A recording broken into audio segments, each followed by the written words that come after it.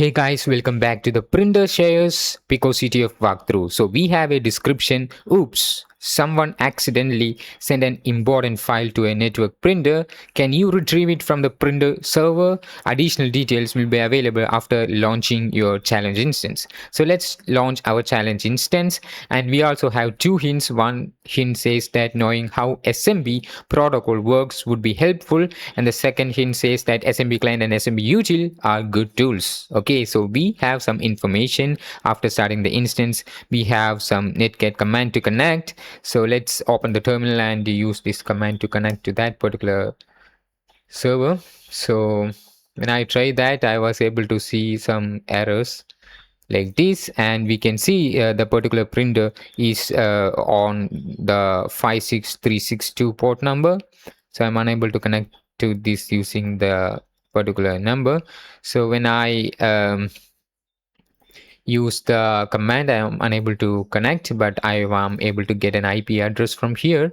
So the tools that will be helpful for us is SMB client and SMB util. So let's use the SMB client //IP. So let's try with the host name, and we have to list the shares. So I'm just using the -L in the beginning, and after that, what we are going to do is to specify the port, because in this case it's running on 56362 port number, right? So we have to specify that separately, or else it will work with the default port. That won't work. Right, so yeah, we have to specify that particular port, and now we can see it is asking for a password. So we don't have any password. I'm just pressing enter, and now I am able to get some informations like the share names and some other informations. I'm able to get the shares. To get a better understanding, we can use tools like SMB map -h for the host name. So first let me view the help menu. To specify the port, you have to use some other commands. Yeah, that's -P. The default is 445. So yeah, after that you can just specify the host name or an IP address. So yeah, in this case you can just specify the host name, or you can just use this IP, whichever you want. So after that you have to specify the port number. In this case the port here is 56362. So I'm just spacing that out. So in your case it may be some differences, so I don't know. So this was not able to find any information. So but the tool that helped us is the SMB client, and it was able to find two shares. One of them is IPC, and the first one that seems to be suspicious is the shares which has public share with Gus.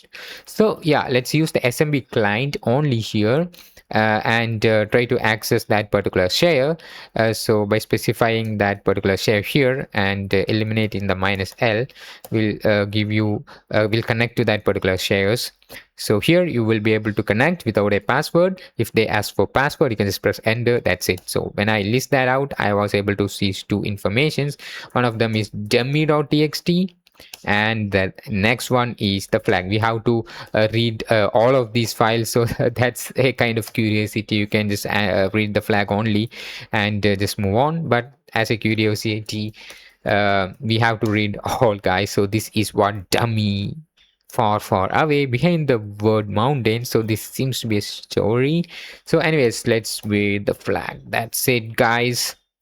I hope this video is informative for you. Don't forget to subscribe to this channel. That must be much appreciated for me, guys. Thanks for watching, and I will see you in the next one.